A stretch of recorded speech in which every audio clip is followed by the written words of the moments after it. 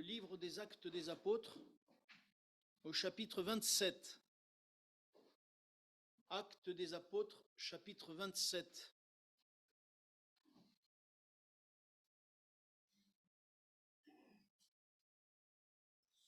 Le thème de ma méditation ce soir, c'est « Marcher par la foi, est-ce facile ?» C'est une question, ça. Marcher par la foi, est-ce que c'est facile? Lorsqu'on parle de foi, nous avons chacun d'entre nous nos pensées par rapport à la foi. Nous avons nos pensées parce que nous pensons en fonction de ce que nous connaissons de la parole de Dieu. Nous pensons en fonction des exemples qu'on a entendus de droite et de gauche où les gens ont été guéris, délivrés, où il y a eu la puissance de Dieu qui s'est révélée. Et on croit qu'il faut faire comme ceci ou comme cela, et on pense que... Et ce qui arrive, c'est que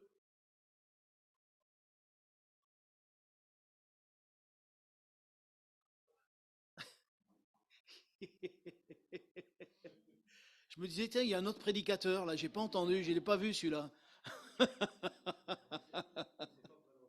Il s'est pas présenté. Ça arrive. Il a répondu sûrement parce qu'il a entendu quelque chose de ma voix et il a répondu à ma place. Alors je disais que nous avons, et ça justement, notre foi, et par moments, notre foi, après, elle se trouve ébranlée parce que ça ne se passe pas comme nous on le pensait. Mais qu'est-ce que la foi? Justement, je vous attendais là. Parce que je connais cette réponse, on me l'a déjà faite. Hébreux 11. Et la foi est une ferme assurance des choses qu'on espère, une démonstration de celles qu'on ne voit pas, etc. Mais une fois qu'on a dit ça, est-ce qu'on a tout dit? Non. Comment? Ouais. Ouais. Ouais. Ouais. Mais une fois qu'on a dit ça, on a un paquet là. Et quand ça n'arrive pas, on dit mais qu'est-ce qui arrive? Pourquoi ça n'arrive pas? Puisque moi je suis sûr que Dieu va me guérir. Et il y en a qui étaient sûrs que Dieu allait les guérir. Mais ils n'ont pas été guéris. Et il y en a qui ont cru que les autres allaient les guérir. Mais ils sont morts. Et on va y le voir maintenant. Mais alors qu'est-ce que la foi? Est-ce que ce verset, il est caduc? Est-ce que ce verset, il n'est pas bon? Si, il est bon. Il est bon ce verset. Le seul truc, c'est que dans nos pensées, nous avons tendance à interpréter ce verset selon notre désir, selon notre pensée, selon notre compréhension des choses. Et nous n'allons pas plus loin. Alors que Dieu voudrait qu'on aille plus loin. C'est pour ça la méditation de ce soir. Parce que mon désir, c'est que lorsqu'on prie par la foi, on ne puisse pas seulement prier selon nos pensées, et on va le voir. Parce qu'il y a nos pensées, mais il n'y a pas que nos pensées. On va reprendre Hébreu. Vous voulez bien qu'on prenne Hébreu? J'espère qu'on aura le temps de tout faire. Et on va un petit peu le détailler. Je n'avais pas prévu de le faire comme ça, mais bon, tant pis. Ça me vient comme ça. Verset Hébreu 11. Ah non, mais d'abord, on n'a pas lu le premier texte, excusez-moi. Je vais trop vite. Je veux tellement aller vite pour tout dire. 27 d'abord, s'il vous plaît. Acte 27 à partir du verset 9. C'est l'apôtre Paul qui se trouve dans un bateau. Une drôle de galère. Et il est là parce que justement, il doit aller à Rome. Mais il va en tant que prisonnier. Et au verset 9, il est écrit « Un temps assez long s'était écoulé et la navigation devenait dangereuse, car l'époque même du jeûne était déjà passée. C'est pourquoi Paul avertit les autres en disant « Ô hommes, je vois que la navigation ne se fera pas sans péril et sans beaucoup de dommages, non seulement pour la cargaison et pour le navire, mais encore pour nos personnes. » Le centenier, c'est-à-dire le capitaine des soldats, le centenier écouta le pilote et le patron du navire plutôt que les paroles de Paul. Et comme le port n'était pas bon pour hiverner, la plupart furent d'avis de le quitter pour tâcher d'atteindre Phénix, port de Crète qui regarde le sud-ouest et le nord-ouest afin d'y passer l'hiver. Un léger vent du sud vint à souffler. Et écoutez bien ce petit verset. Et se croyant maîtres de leur dessein, ils levèrent l'ancre et côtoyèrent près de l'île de Crète. Amen. On va s'arrêter là et on va prendre au verset 21. Parce qu'une tempête va se lever et à un moment donné, ça va être la débâcle dans tout le bateau. Au verset 21, il est écrit « On n'avait pas mangé depuis longtemps. Alors Paul, se tenant au milieu d'eux, leur dit « Ô hommes, il fallait m'écouter de ne pas partir de Crète, afin d'éviter ce péril et ce dommage. Maintenant, je vous exhorte à prendre courage, car aucun de vous ne périra. Il n'y aura de perte que celle du navire. Un ange du Dieu à qui j'appartiens et que je sers m'est apparu cette nuit et m'a dit, Paul, ne crains point, il faut que tu comparaisses devant César. Et voici, Dieu t'a donné tous ceux qui naviguent avec toi. Et écoutez bien la parole de Paul qu'il dit à ce moment-là. C'est pourquoi, ô hommes, rassurez-vous, car j'ai cette confiance en Dieu qu'il en sera fait, qu'il en sera comme il m'a été dit. Amen. Voilà un homme qui passe par des difficultés, il est prisonnier, il sent bien que les choses elles vont mal se passer, mais lui il sait où il va. Pourquoi il sait où il va? Par de lui-même? Non, parce que Dieu lui a dit. Il ne fait pas les choses au hasard.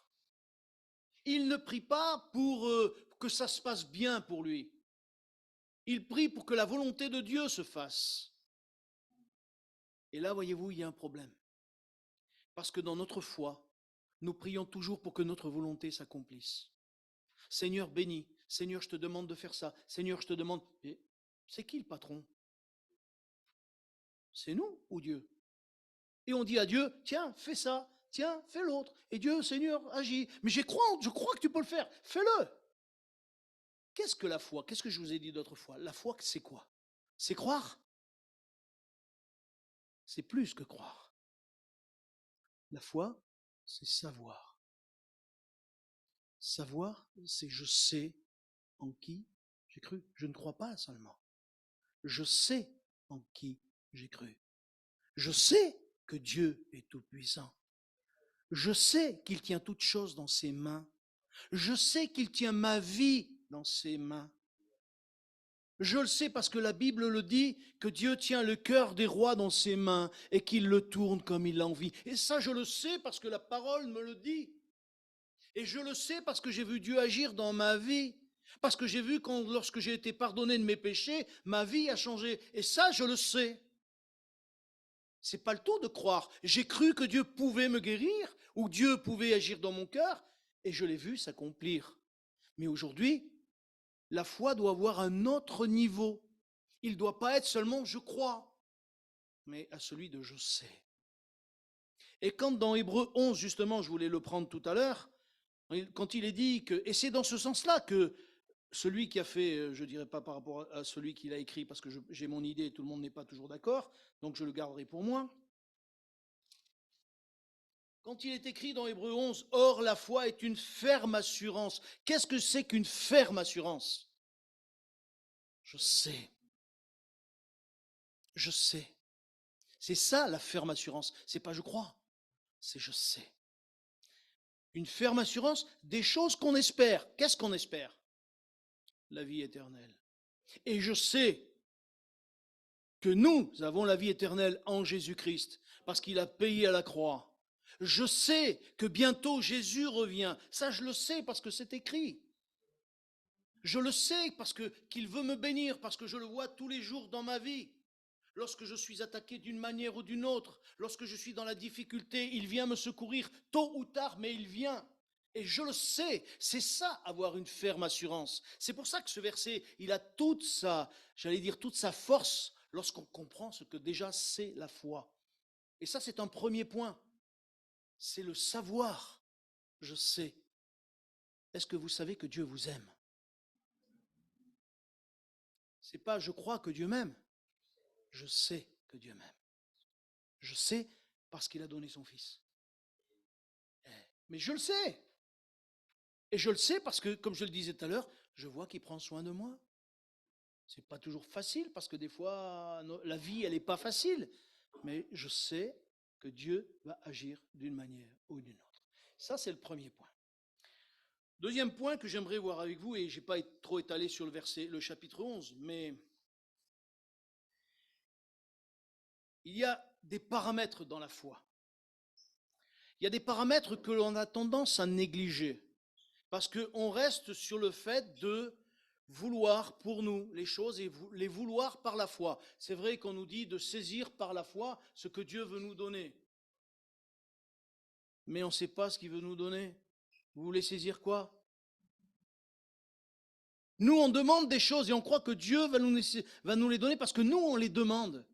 Mais est-ce que c'est ce que Dieu veut pour nous? Tout à l'heure, il y a un frère qui me disait, ça va, j'ai pas gagné au loto, mais tant pis, machin. Est-ce que Dieu veut qu'il gagne au loto? Ah ben non. Parce que s'il gagne au loto, il risque de se perdre. Et si on a trop d'argent, on oublie Dieu. Il faut avoir juste l'argent que Dieu va nous donner. Parce que Dieu va pourvoir à nos besoins. Et ça, c'est une certitude pour moi. Dieu va pourvoir à nos besoins. Et les gens de ce monde pensent que plus on a d'argent et plus on est heureux. Ben, quand on voit les gens qui ont plein d'argent, ils ne savent pas. Écoutez, mon frère, il connaît plein de monde. Et un jour, il me dit, on a une voisine pas loin de chez moi, là. Elle part en vacances. Et elle partait en vacances, elle était embêtée. Elle dit, je suis embêtée, tu comprends, chérie? Je ne sais pas quoi prendre comme voiture. Je ne sais pas si prendre la Porsche ou de prendre l'autre, machin, l'autre grosse voiture. Oh, quel embêtement ça, pour aller en vacances, prendre la Porsche ou l'autre voiture. C'est une difficulté, ça, difficile de choisir. Vous voyez les problèmes où les gens se mettent avec plein d'argent. Ils ne savent même plus quoi choisir comme voiture. Nous, on voudrait une R5. Eux, ils ne savent pas quoi choisir entre la Porsche et le reste. Non, mais attendez. C'en est ridicule. Tout à fait. Dieu sait pourvoir à nos besoins. N'essayons pas de savoir. Et ça, c'est des paramètres. Voyez-vous, je repense au pilote et au patron du bateau. Tout à l'heure, dans la première lecture qu'on a faite, qu'est-ce qu'il était? Se croyant maîtres de leur dessein. Voilà des hommes qui avaient foi en eux. Ils avaient foi en eux parce qu'ils pensaient que eux, ils allaient pouvoir s'en sortir. Eux, ils savaient. Eux, ils savaient. Mais ils ne savaient rien du tout parce qu'ils ne tiennent rien dans leurs mains. La preuve, c'est qu'ils ont eu que des dégâts. Tout ce qu'il y avait sur le bateau, ils ont été obligés de le jeter à la mer. Et ils n'avaient que leur vie et ils ne savaient même pas ce qu'il allait devenir. Mais l'apôtre Paul, lui, il savait. J'aimerais vous dire que nous ne sommes pas maîtres de notre dessein, de notre vie. Nous ne sommes pas maîtres de notre vie. Il y a des hommes qui se pensent maîtres de leur vie, mais ils ne sont pas maîtres de leur vie. Nous savons que celui qui est maître de nos vies, c'est lui, l'Éternel, le Dieu Tout-Puissant. Et ça, nous le savons. Et je crois que si nous gardons ce paramètre, il y a des choses que nous devons comprendre. C'est que marcher par la foi implique la volonté de Dieu. Sans la volonté de Dieu, vous pouvez prier tout ce que vous voulez. Si ce n'est pas la volonté de Dieu, vous ne l'aurez pas. Vous ne l'aurez pas. Et dans la foi, il y a ce paramètre qu'il ne faut pas oublier. Parce que Dieu nous aime. Et parce que Dieu nous aime, il veut le meilleur pour nous. Il veut ce qui est le meilleur et le bien pour nous. Il ne va pas nous donner quelque chose qui va nous détruire. Il ne va pas nous donner quelque chose qui va abîmer notre vie. Il ne va pas nous donner quelque chose qui, justement, va nous porter préjudice. Dieu veut notre bien.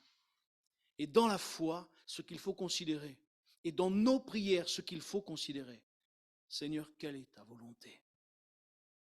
Et je crois que si nous savons prier selon sa volonté, eh bien, nous verrons s'accomplir les choses. Ouais. Mais je vais aller plus loin. Parce que, vous vous rappelez de Jacques? L'apôtre Jacques? Le frère de Jean? Oui. Il a été emprisonné. D'accord? Est-ce que l'Église a prié pour lui? Je pense que oui. Parce que quand Pierre a été emprisonné, l'Église a prié pour Pierre. Et Dieu a libéré Pierre. Et Jacques, qu'est-ce qui lui est arrivé? Il est mort. Mais comment ça se fait? L'Église, elle n'a pas prié pour Jacques? Mais sûrement qu'elle a prié, parce que c'est normal. On prie les uns pour les autres. Et de la même manière qu'ils ont prié pour Pierre, pour que Pierre soit sorti de prison, ils ont sûrement aussi prié pour Jacques. Mais le plan de Dieu pour Jacques était différent que celui de Pierre. D'où l'importance, mes frères et sœurs, dans notre foi, c'est de prier selon la volonté de Dieu. Et comme je le disais tout à l'heure, si on prie selon notre vision des choses, selon nos pensées, eh bien après, ne nous étonnons pas si après nous disons, mais pourquoi Dieu ne m'a pas exaucé? Mais peut-être parce que nous n'avons pas prié dans la bonne volonté de Dieu. Je vous ai peut-être déjà raconté ça. Monsieur Poncet racontait, vous connaissez Monsieur Poncet, vous vous rappelez de lui? Il racontait lorsqu'il était jeune, il devait faire son service militaire en Algérie. Et il avait commencé un petit peu le ministère, ou à peine tout juste, et bien il devait partir, mais lui, il priait en disant, non, Seigneur, je ne veux pas partir, Seigneur, je ne veux pas partir, Seigneur, tu vas, au nom de Jésus, tu vas empêcher que je parte. Et puis il y a un pasteur qui est venu le voir, qui dit, on va prier pour que tu partes pas. On va prier pour que tu partes pas.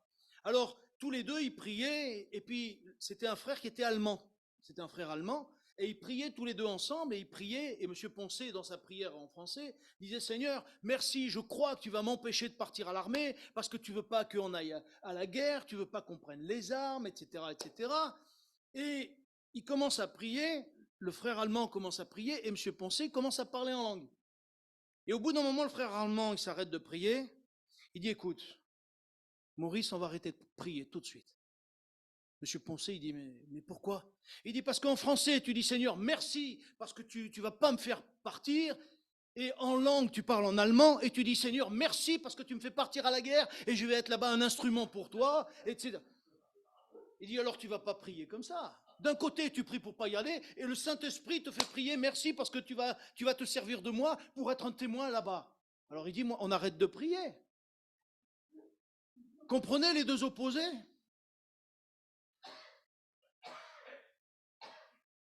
Marchons selon l'Esprit.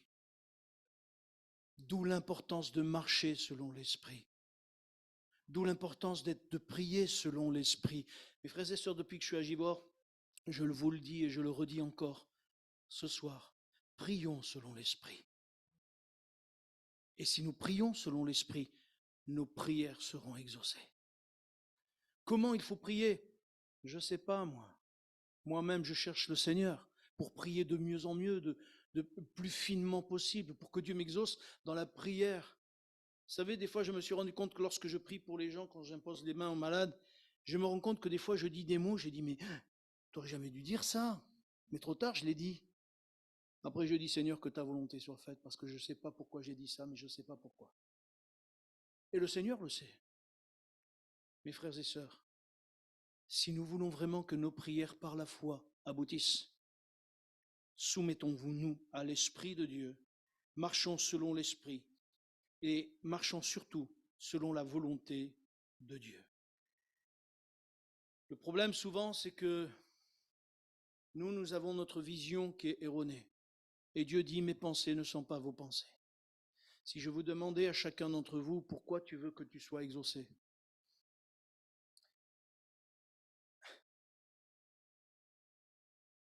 Pourquoi Dieu n'a pas à laisser Job vivre ce qu'il a vécu? Vous ne croyez pas que Job, il a crié à Dieu en disant, pourquoi tu m'as pris mes enfants? Pourquoi je suis passé par des moments si terribles? Et d'ailleurs, à la fin des discours de Job, on sent qu'il y a chez lui une certaine, comment dire, il dit, je vais m'arranger avec Dieu. Il le dit. Je passerai devant lui, je vais m'arranger avec lui. Et Dieu lui dit une phrase que je vous ai déjà dite, qui est celui qui obscurcit mes desseins par des discours sans intelligence. C'est Job qui souffre et Dieu lui dit, tu as des discours sans intelligence. Et quand Job voit Dieu et que Dieu lui parle, Job, il dit, je me repens, je suis un insensé. Pourquoi? Parce qu'on ne connaît pas les plans de Dieu. Nous, on voudrait conduire les choses, nous, on voudrait que ça se passe comme nous avons envie. Que dit Jacques? Vous vous rappelez ce que dit Jacques? Vous voulez bien qu'on le lise?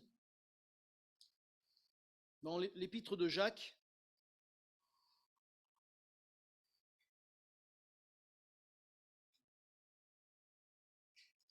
au chapitre 4,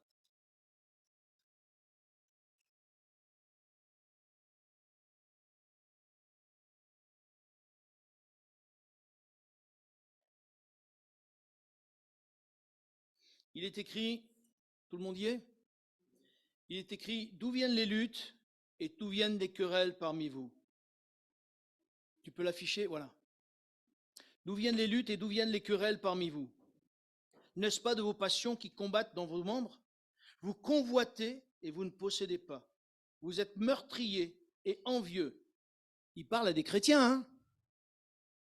Il parle à des chrétiens. On se dit, mais ils étaient dans quel état, les premières églises? Quand on voit ce texte, on se dit, mais dans quel état ils étaient? Comment on est, nous, dans notre cœur, avant de les juger? Comment on est, nous, dans notre cœur? L'apôtre dit, vous êtes meurtriers envieux et vous ne pouvez pas obtenir, vous avez des querelles et des luttes et vous ne possédez pas parce que vous ne demandez pas. Et il rajoute, vous demandez et vous ne recevez pas parce que vous demandez mal dans le but de satisfaire vos passions. Amen. Et après, je ne vous dis pas ce qu'il leur met. Adultère et tout le reste. Ouf. Comment prions-nous lorsque nous avons une situation difficile? Comment prions-nous lorsque nous prions pour celui qui est à côté de nous? Comment prions-nous lorsque nous prions, si nous prions pour nos ennemis? Comment prions-nous alors que Dieu a dit d'aimer tous les hommes? Dieu a dit, aime ta femme comme toi-même, à l'homme. Et Dieu a dit à la femme, respecte ton mari. Et quand on prend tous ces commandements-là, et qu'après qu'on n'a pas tout fait toujours comme il faut, et qu'on vient devant Dieu et qu'on dit, Seigneur, bénis-moi, comment ça se passe? Waouh, Robert. Mes frères et sœurs, nous voulons que Dieu nous bénisse. Pourquoi les disciples étaient plus bénis que nous? Pourquoi les disciples voyaient plus de miracles? Parce qu'ils respectaient plus la parole de Dieu. Parce qu'ils se soumettaient à Dieu. Parce que vous croyez qu'ils ont aimé, les disciples, être persécutés? Est-ce que vous croyez qu'ils ont aimé être mis dans les arènes? Est-ce qu'ils ont aimé être dévorés par les lions? Est-ce que, etc., etc.? Lapidés? Moi, je crois que notre foi, elle doit voir beaucoup plus loin que le bout de notre nez. Bien sûr que nous prions pour les malades, et il faut prier pour les malades. Mais de la manière dont nous allons nous exprimer et vivre notre foi, nous allons voir que Dieu va nous exaucer, ou Dieu va attendre que nous puissions grandir. Parce que notre foi,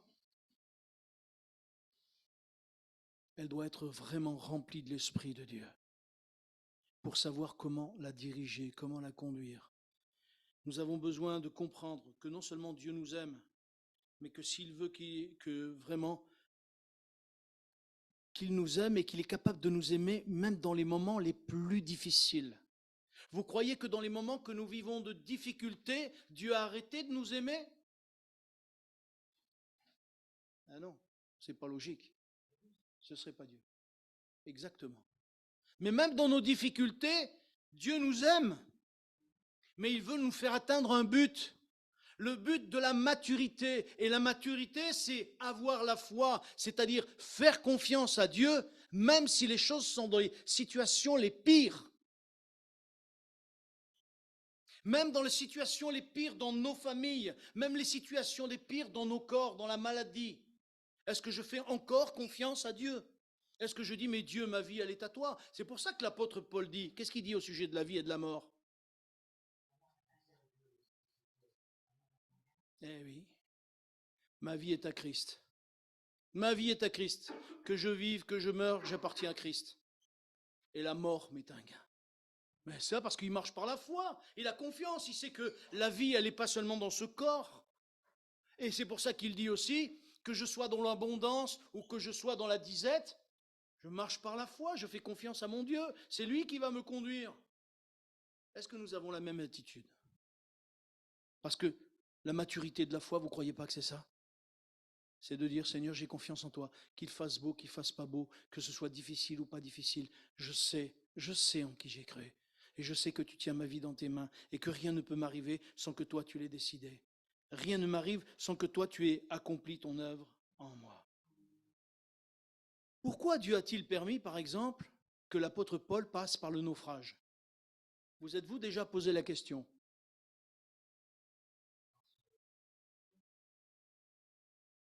Pour sauver les autres sur le bateau? Ben moi je dis non. Eh ben oui et non, et oui et non. Parce que je pense que Dieu voulait que les hommes du navire aient le témoignage de Paul comme quoi que Dieu était tout-puissant et que Dieu y fait comme il a envie. Les marins ne connaissaient pas Dieu.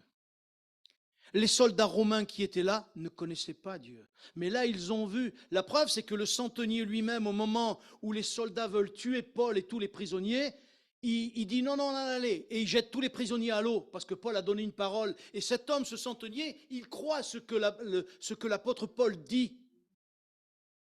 Quand vous lisez le texte, vous vous rendez compte que c'est le centenier qui a fait que les prisonniers ne soient pas tués. Parce que s'il tuait tous les prisonniers, il tuait Paul avec. Et le centenier, dans son cœur, il a eu vraiment cette foi de dire, mais Dieu, il a parlé à Paul, et maintenant on va tout faire pour que Paul soit sauvé. Et donc un témoignage pour les marins, un témoignage pour les soldats, un témoignage pour tous les autres prisonniers. Ils ont appris là que l'apôtre Paul, qui n'a pas eu honte, il a partagé le pain devant tous. Et il a dit une parole, si vous vous rappelez bien de la parole qu'il a dite, au verset, les Actes des Apôtres, chapitre 27 et verset 25, si ma mémoire est bonne.